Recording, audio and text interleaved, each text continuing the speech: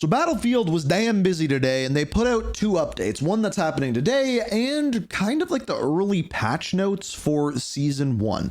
Now, the early patch notes we're going to go into in a lot more depth, but the update that happened today is this: the community update on community servers and portal experiences. So this all has to do with the custom experiences, bots, bot farming, things along those lines. So here is what the update actually did. Verified experiences with bot backfill disabled continue to grant full progression and XP. So in other words, lobbies that have no bots in them and are verified experiences. In other words, game modes that they approve of. So an example of this is Hardcore Rush. When you see these right here, so 100% on all of those, plus other progression as well, you will earn challenges, you will earn daily mission completions, you will earn XP, win bonus, and accolades, all of them in game. However, this is the second part of what they said. Custom experiences will continue earning reduced progression regardless of whether bots are active or not. This keeps creative freedom and allows you to express yourself within Portal while maintaining progression balance. What does that mean? Basically, you will get some XP for playing custom experiences, but if there are bots in there, it'll be very, very, very limited, and there will be no challenge completion. So in other words, challenges like the 150, 200 meter headshots, that you have to do that in normal lobbies now. You can't do it in the way that we used to at the beginning. You can't farm XP. You can't do things like this. That part is a win because it cracks down on like bot farming and things like that. The problem is though with this is if someone creates a custom experience, people are going to want to play the one that gives them XP. And basically, if there's 0 people online, or let's say 10 people want to play this game mode that's created by someone, maybe it's an extraction game mode or something like that, and it really needs like 30 people for the lobby to fill out and have fun. If there's bot backfill on it, you can't play that lobby. And that is where the downside of this is. Nobody is saying that. I will say it. This is going to be a hindrance to custom experiences. This is going to make it so less people play Portal, less people play custom experiences, because you'll have to have a full lobby. It'll only be people like me who are streaming and can get you guys into my lobby who will actually be able to play these random game modes. That's a problem. It is. And I don't know how they fix that. The bot farming, good, but as a whole, that's what we're looking at. Now, we also got an early season 1 patch notes, the latest changes in preparing for season 1. Hello, everyone. Thank you for continuing to share your experience and for helping us shape Battlefield 6 together. As we approach season 1, we want to share another update, changes, and improvement we've been working on with your feedback.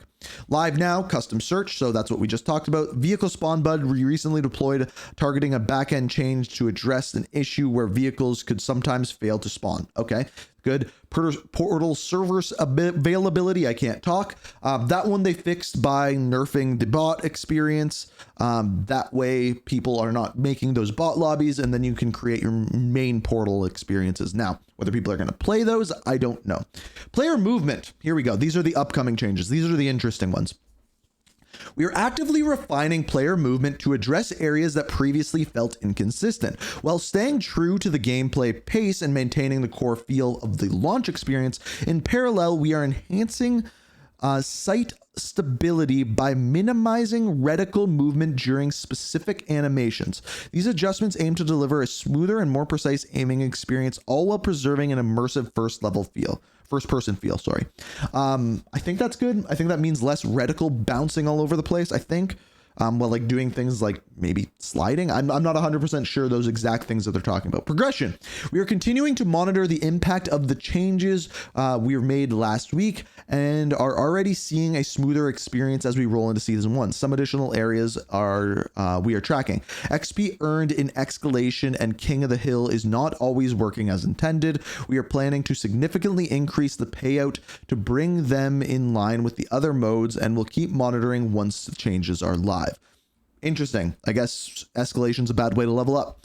We've seen all your feedback about challenges and their criteria, and the team is working on a series of improvements to make challenges more straightforward to understand and faster to complete. Given the scale of challenges, these changes will roll out over the next 2 updates. Some examples are class assignments. Assault 1, get kills while using adrenaline shot injector. 30. They're dropping it to 3? That one's not even a hard challenge. Class assignment Engineer Expert 3, repair vehicles in a match from 6,000 to 1,000. The actual problem with that is the repair doesn't track half the time, nor does it give XP half the time. That's the actual problem. They're putting a band-aid on a bigger problem. I think that they're making these too easy. Weapon assignment, I did this one. Deadeye 2, get headshot kills over 200 meters with sniper rifles from 150 to 5? Okay, they're making them way too easy. In addition, a later game update will reduce the 200-meter distance. Okay, you gotta have some hard challenges, man. That's a little bit silly. Like, the 6,000 to 1,000, okay, 30 to 3, maybe make it 10. 150, maybe make it 25. Don't make it 5. Jesus.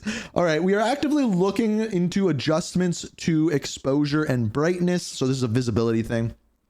This will lead to improvement in places where players have experienced blinding light when looking outdoors, overly dark interiors when looking indoors. This is a big one. This is a problem. Good for them for addressing this quick. This was a problem in Warzone for over a year. They're already addressing it, and I'm assuming that'll carry over into their Battle Royale. By the way, more confirmation today that it's coming out on the 28th.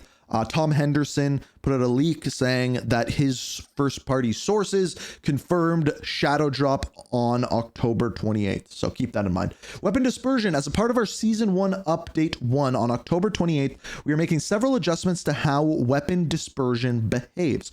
These changes are aimed at ensuring each weapon's accuracy better reflects its intended performance over range. We've also fixed a bug that caused dispersion to not decrease as expected when transitioning from sprinting to prone position.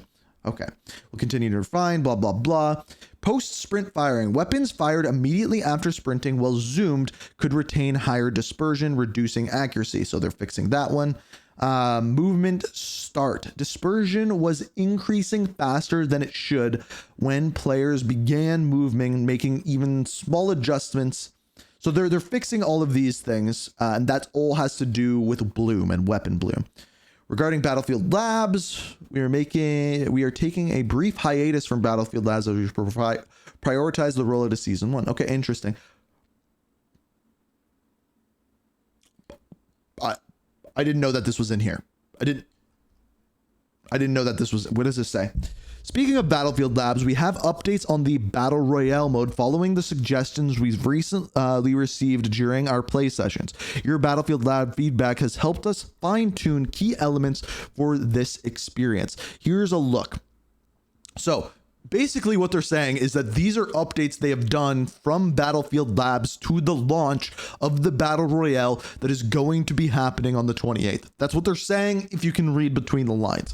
Close range TTK. We've adjusted time to kill at close range for all weapons to reward clean positioning and tracking while giving players more time to counterattack. We'll keep monitoring this once it's live. Okay, go on.